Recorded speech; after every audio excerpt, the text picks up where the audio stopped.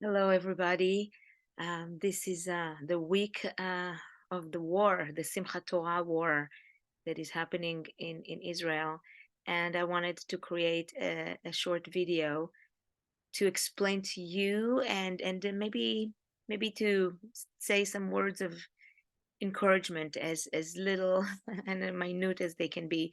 So if you are new to my email list, you may have heard that I'm also Israeli, in addition to being a proud Jewish person.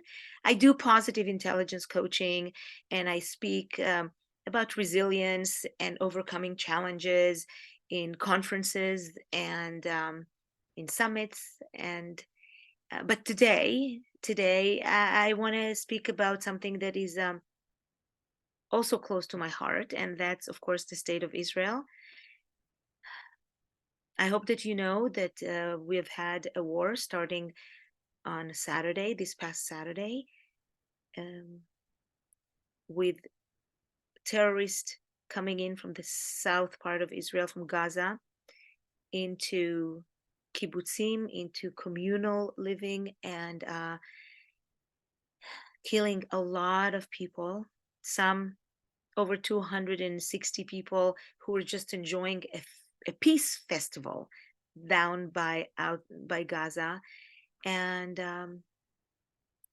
since then there were over 900 people dead because those terrorists just infiltrated into our country, into the kibbutzim, and killing women and children and elderly people, and in the most horrific ways. I try not to look at those videos that are circulating on social media. I try to stick with what they show on CNN or other news channel. But sometimes I get this from my family. I have family in Israel, and sometimes I will get a clip and I will watch it, and I will be like my heart will literally stop or break open. And so it's not an easy time for the world, for Israel, for Jews all over the world, and those who support us, and maybe those who don't know much. And maybe you are one of these people. Either you're a Jew that cares, you're an Israeli that lives in Israel or outside of Israel, and you're listening to me right now, or you are not Jewish but very much connected with Israel and support of Israel, or you may be not Jewish and not know. And that's okay. That's okay. Because if you ask me if I know about everything that happened in many other countries, maybe I don't. Um, but in the last few days, this has been all that has been covered on the CNN in the United States. So I wanted to say just a few words, as I am also coming from a Jewish education world. I worked in the Jewish education for 30 years. I know quite a bit about Judaism.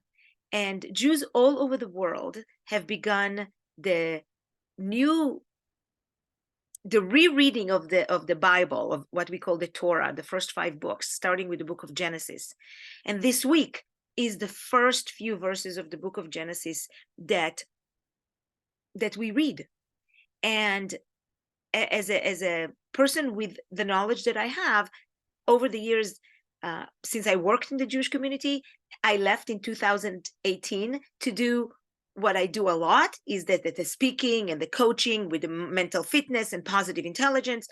But I do keep every Monday, I go and I help in prayer service in the morning at 7 a.m. Yes, I go with my hair is up and, no makeup, and I just help with prayers. And sometimes I lead prayers, and sometimes I chant from the Bible, from the Torah, what we call the Torah.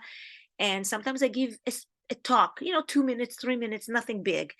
And this week I was tasked with giving the talk and reading from the Torah, reading from the book of Genesis, chapter 1, verse 1. In the beginning, God created the heaven and the earth was void, and there was darkness upon the land. And the Spirit of God hovers above the water. And I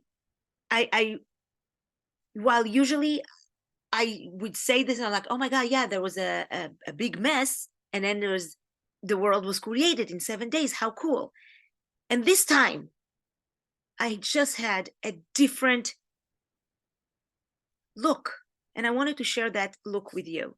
So if you allow me, I will do the Hebrew and the English and go in and out and explain. So it says, Bereshit bara Elohim. At the beginning, God created the heaven and the earth. V'haaretz aita, and the land was, and here are two words that appear only once in the entire Bible, and it appears now. And it's so apropos for what we are facing right now. It says, and the land was tohu vavohu. Keep that word in mind, tohu vavohu, which means a complete and utter chaos. Things that are upside down. And I was thinking about that this week. Our land, the land of Israel, the only democracy in the Middle East, is in a state of chaos. Why? Because we had a massacre. Because people who want to destroy the land of Israel with all of its inhabitants, Jews and non-Jews, has been sending rockets and people and raping women and killing them and chopping soldiers' heads off. All of that. This was the tohu vavohu that no one was prepared for, which will be a different conversation about how did it happen. But at this point, as we are heading into the first week of this war, right now, it's not the best time to say, how did we not know? I know it's in our minds, but it is not the major focus. Right now, it's how do we survive? How does Israel prevail? How do we bring safety and security in people's hearts? So the land is in a state of tohu vavohu, a complete chaos. And then it says, and God says, let there be light. You see, there was a state of darkness, and the Spirit of God hovers in a state of darkness and tohu vavohu, a complete mess, a complete chaos. And God said, let there be light. And I paused again as I was reading this, and I was telling the congregants about that. You see, in Jewish tradition, we are known as humanity, that we are born in the image of God. Jews and non-Jews alike, we're born in the image of God. What does that mean to you, to be born in the image of God?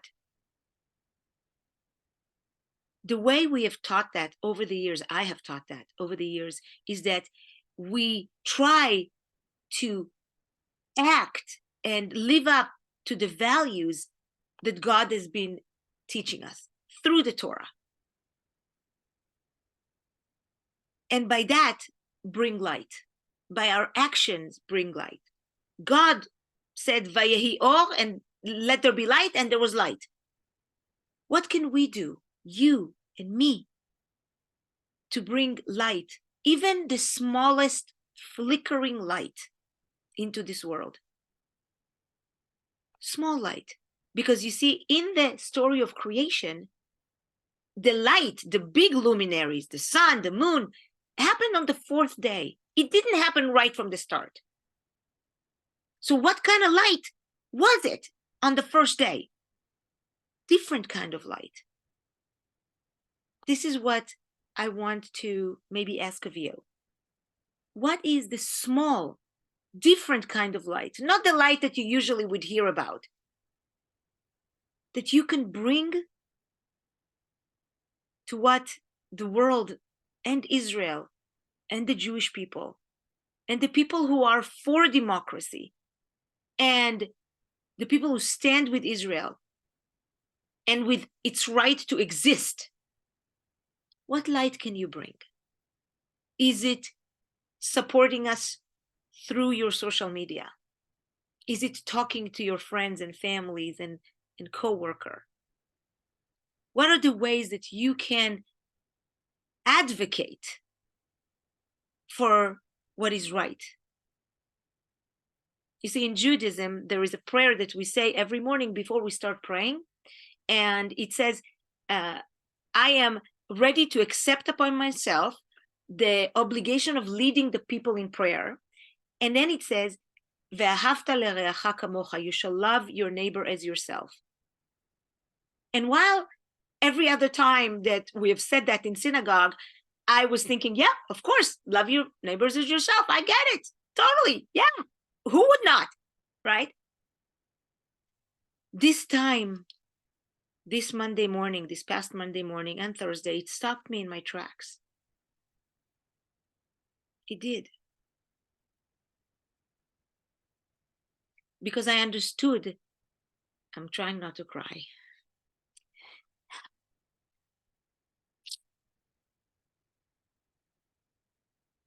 Maybe I should pause.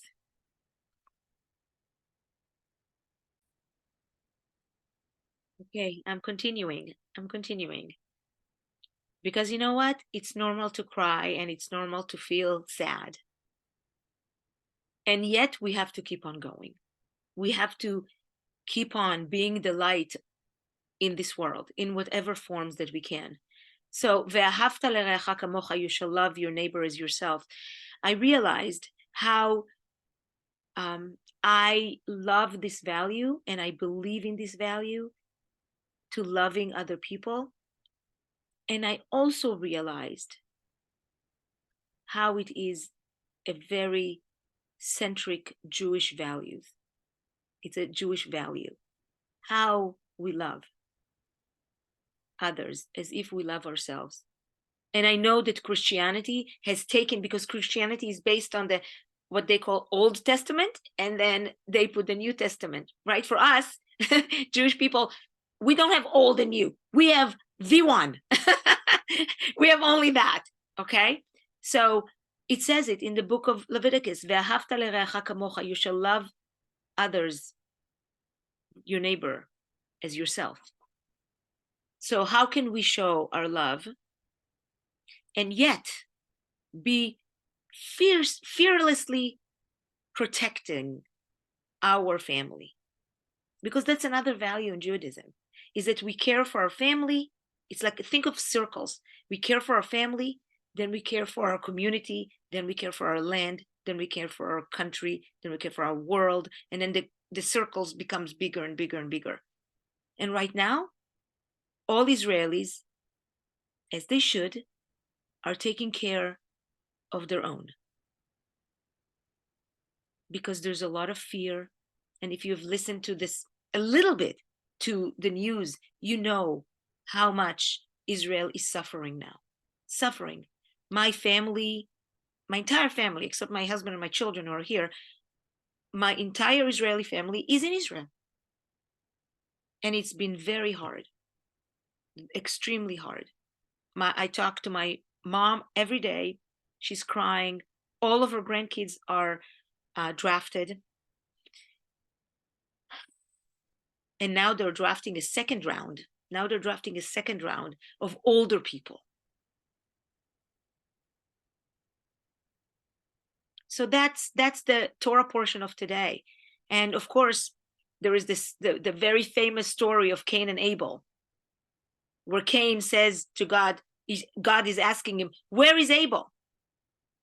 And Cain says, am I my brother's keeper? It's a rhetorical question.